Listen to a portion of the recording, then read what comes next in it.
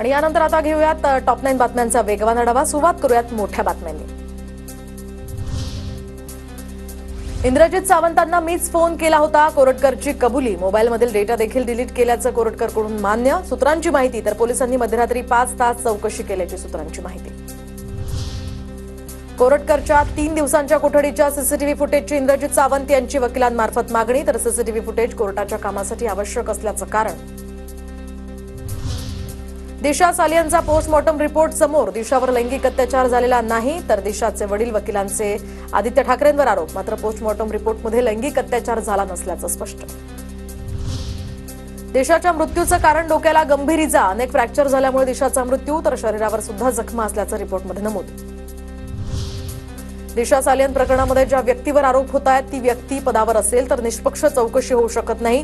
राजीनाम्याची मागणी येणं स्वाभाविक आहे। प्रवीण दरेकरांची या प्रकरणावर प्रतिक्रिया।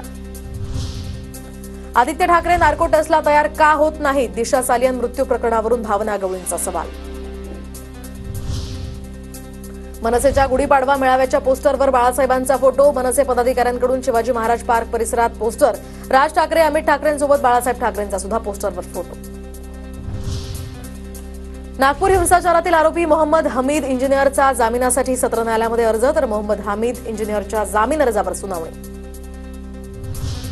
नागपूरच्या महाल परिसरामध्ये झालेल्या हिंसाचाराच्या नुकसान भरपाईपोटी शासनाकडून केवळ 7,15,000ची मदत मंजूर। जिल्हाधिकारी कार्यालयानं पंचनामे करून प्रस्ताव शासनाकडे पाठवला होता।